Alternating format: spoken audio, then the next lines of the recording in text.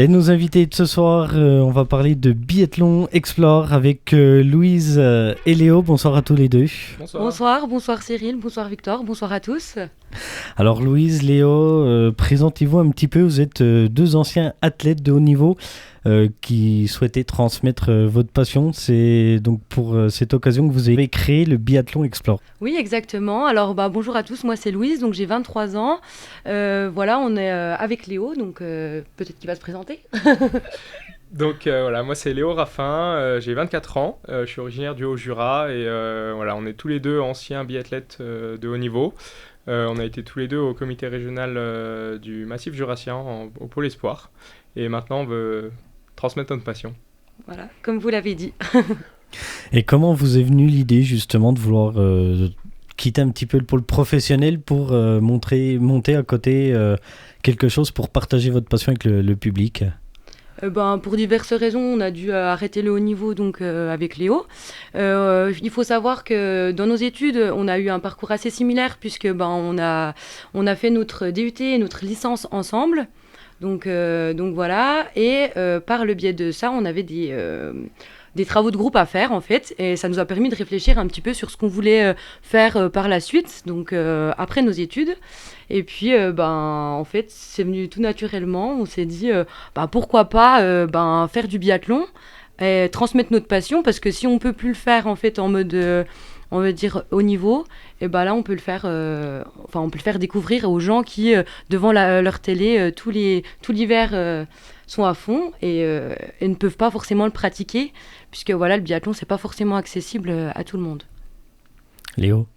Ouais, voilà, c'est exactement ça. Ça part d'un travail de groupe qu'on avait à faire et petit à petit, de fil en aiguille, ça s'est concrétisé. Donc là, depuis, on va dire, 15 jours, 3 semaines, c'est officiel. On a enfin lancé Biathlon Explore, qui a vraiment pour but de promouvoir, de rendre accessible et développer la pratique du biathlon à travers des initiations, des cours particuliers de biathlon. Nous sommes dans une région, un département, j'ai envie de dire, où on est quand même bien fourni en athlètes de haut niveau, au niveau du biathlon surtout. Ouais, c'est sûr.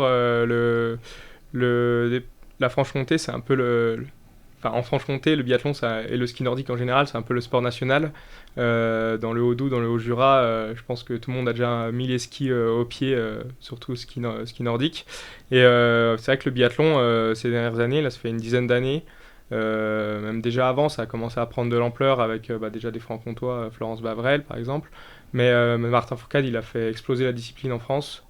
Il l'a rendu connu aux yeux du grand public. Maintenant, on a c'est plus confidentiel comme avant où c'était que les régions de sport d'hiver qui regardaient ça à la télé. Maintenant, on a toute la France presque, des Parisiens, des Bretons qui regardent le biathlon l'hiver et qui sont devenus fans, notamment grâce à Martin qui a fait beaucoup pour le biathlon français.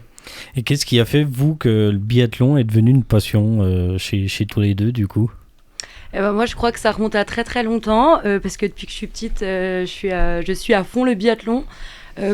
Pour dire ma première anecdote de biathlon que je me souviens, c'est quand Florence Bavrel a été championne olympique de biathlon. Donc voilà, quand elle a passé la ligne d'arrivée, j'étais toute contente. Donc j'avais 6 ans, mais voilà, c'est quelque chose qui m'a vraiment marquée.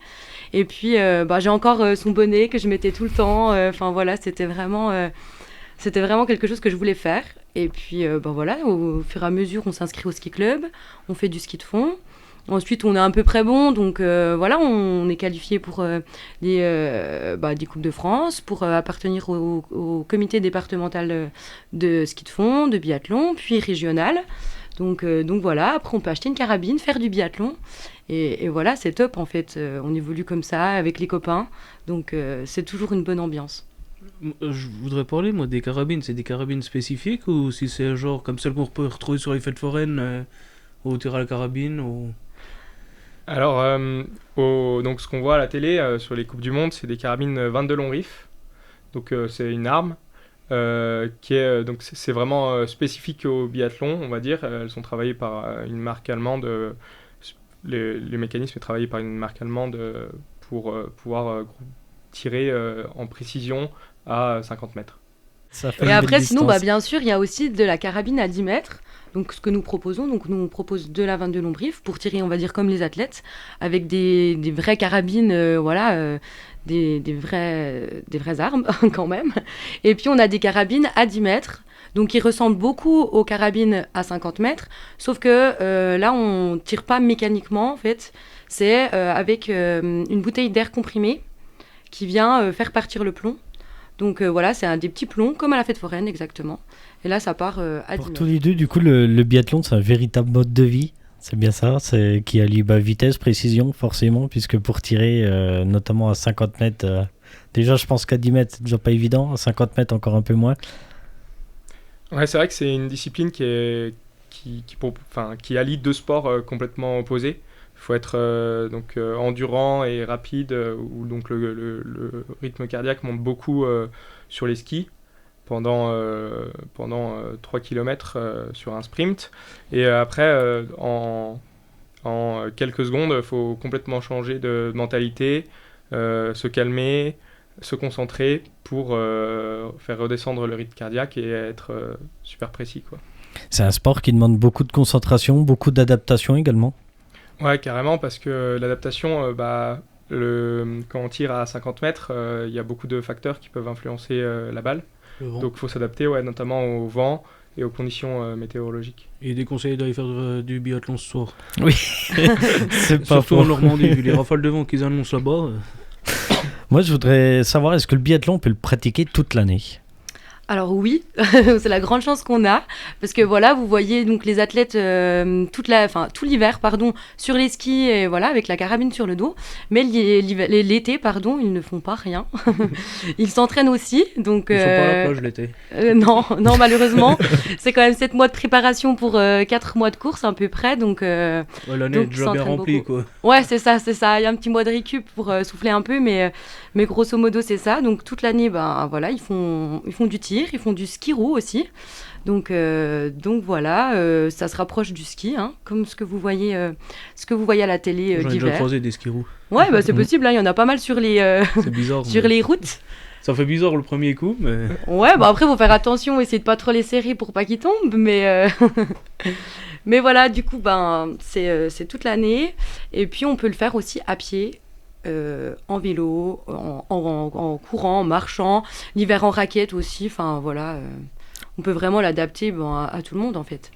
D'accord, dont l'intérêt d'avoir créé donc, le Biathlon Explore qui propose à tout public, j'ai envie de dire, aussi bien aux entreprises, aux particuliers également, pas forcément qu'aux sportifs. Exactement, tout est adaptable, hein. On sait bien s'adapter donc dans le tir, dans le biathlon et du coup dans la pratique du biathlon finalement. Et le Biathlon Explore, justement, où ça se passe ? Alors, ça se passe dans les montagnes du Jura. On va dire qu'on est donc tous les deux originaires des montagnes du Jura. Donc, ça se passe notamment sur les 3 sites de biathlon qu'on a à notre disposition dans les montagnes du Jura. Donc il y a le site de Arson, ouais. où il y a eu les championnats de France d'été il n'y a pas très longtemps, qui connaît un beau succès. Il y a le stade de La Seigne aux Hôpitaux Vieux. Et enfin, dans le Jura, il y a le stade des Tuffes à Prémanon, qui est le centre national d'entraînement de ski nordique. D'accord. Et où donc il y a eu pouvez... les Jeux, il y a quelques années du coup. Et du coup, vous pouvez intervenir sur ces trois sites-là en fonction des demandes de particuliers, d'entreprises. Voilà, exactement. Et ensuite, donc ça, c'est pour le tir à la 22 lombrief à 50 mètres, puisqu'on est obligé, là, il y a une réglementation stricte, pardon.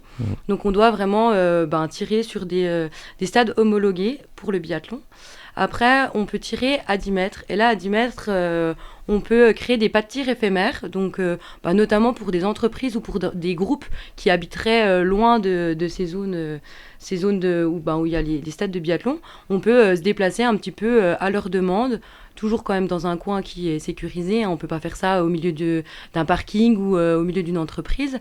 Mais voilà, on peut très bien se déplacer dans une zone communale ou bien sur un terrain plutôt adapté à la pratique en fait. Et on parle d'entreprise justement. Pourquoi choisir le biathlon quand on est une entreprise et qu'on veut un petit peu forger c'est pour travailler le mental. T'avais révisé.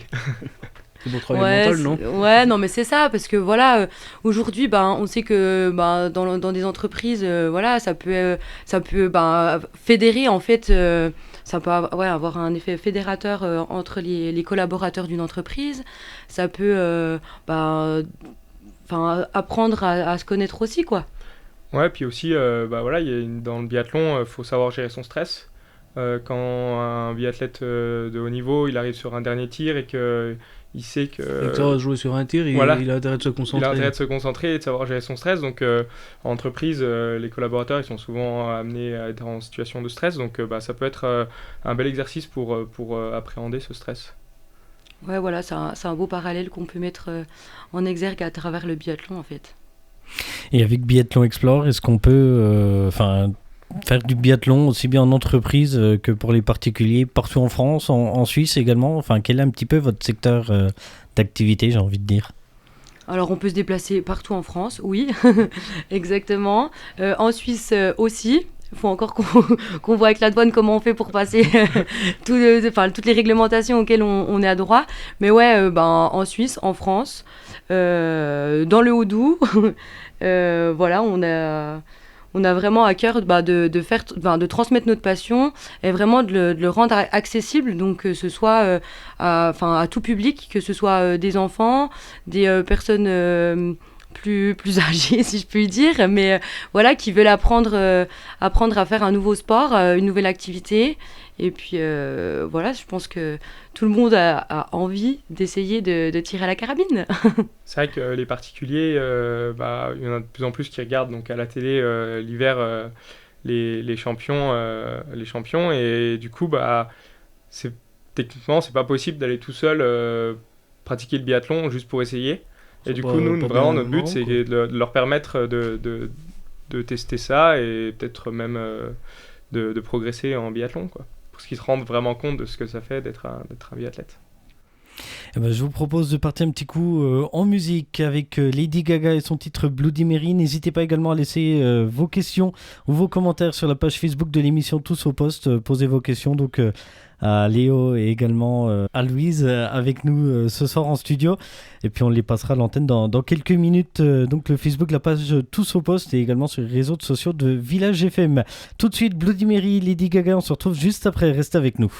Et nous, on est en train de parler de biathlon ce soir avec Louise et Léo qui sont parmi nous. Après avoir bien mangé une raclette, une fondue, toi un truc bien calorifique, un petit biathlon derrière, toi, pour éliminer.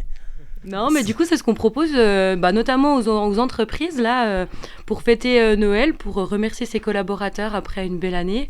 On propose ça notamment donc, au stade d'Arson. Donc on propose aux entreprises, par exemple, de venir s'initier au biathlon.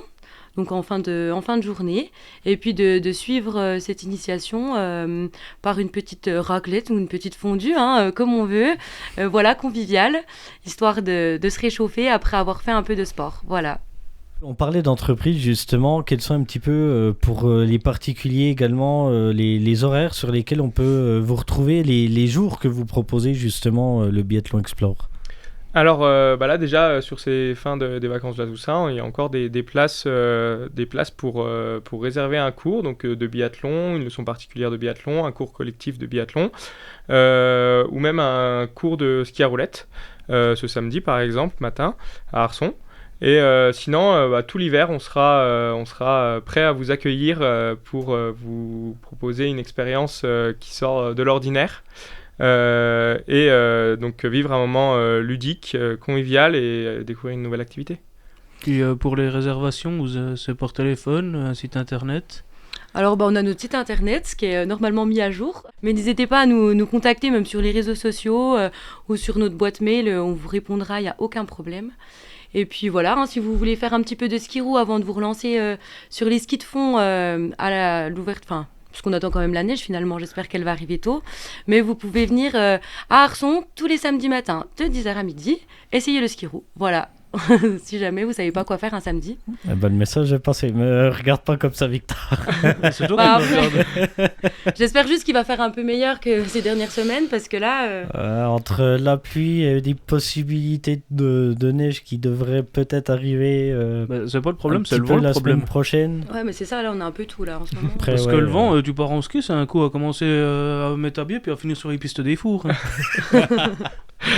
peut-être pas quand même. Un mauvais coup de vent, puis on a. Quels sont justement, vous qui avez été athlète, les conseils qu'on peut donner aux gens qui vont pas tarder à se relancer justement sur la saison des skis pour peut-être éviter Bien de se s'échauffer. faire mal derrière? Bien Ouais, s'échauffer pour bien pas faire un s'échauffer, c'est claquage. bien. C'est vrai que le ski de fond, c'est un sport qu'on pratique que 4-5 mois dans l'année, donc le reste du temps, si on veut repartir d'entrée très bien dès début décembre en forme, bah ouais, c'est vrai que le ski roue c'est un bon moyen de s'entraîner et même, franchement, c'est sympa hein, de skier l'été. Les skis roux maintenant, ils sont vraiment, ça ressemble beaucoup à aux sensations qu'on peut avoir sur les skis l'hiver. Bon, c'est encore différent forcément, hein, c'est des roulettes et on glisse pas, mais ça ressemble et c'est vrai que c'est sympa comme sport au lieu d'aller courir ou de faire du vélo. Donc sur une piste cyclable, faire du ski à roulette, c'est vrai que c'est sympa. D'autres petites choses auxquelles vous voulez peut-être rajouter, qu'on aurait peut-être oublié de parler ce soir? Eh ben, n'hésitez pas à nous retrouver, à nous suivre sur les réseaux sociaux, donc sur Instagram, Facebook, LinkedIn aussi, hein, on se lance un petit peu aussi sur ce réseau-là. Et puis voilà, n'hésitez pas à nous contacter, voilà, nous on est ouverts à toute proposition. Et puis voilà, là on attend un peu la neige avec impatience, parce que je crois que tout le monde a envie, hein, plutôt que d'avoir de la pluie, c'est quand même plus cool d'être sous la neige. Et puis, en attendant les vacances scolaires pour lancer des cours collectifs et puis particuliers. Et puis voilà, ça va être chouette. Et ouais, n'hésitez pas parce que c'est vrai que ça peut faire peut-être un peu peur quand on voit à la télé les athlètes, ils sont super forts et tout, mais c'est pas inaccessible comme sport. Nous, vraiment, le but, c'est qu'on le rende accessible et pour tout public, qu'on soit sportif ou non sportif, le but, c'est de passer un bon moment à essayer le biathlon justement. Eh ben, merci beaucoup à tous les deux d'être venus ce soir en studio, Louise et Léo, et puis on vous souhaite bonne continuation pour la suite de ce projet, bien évidemment. Le rappel, donc le Biathlon Explore.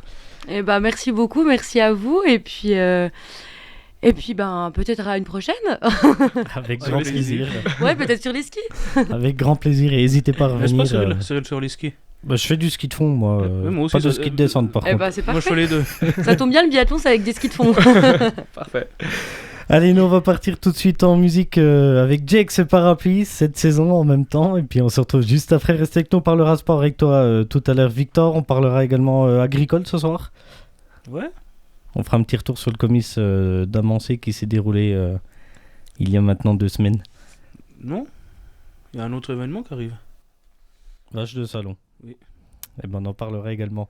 Allez, restez avec nous sur Village FM tout de suite, Jake et Parapluie, et on se retrouve juste après.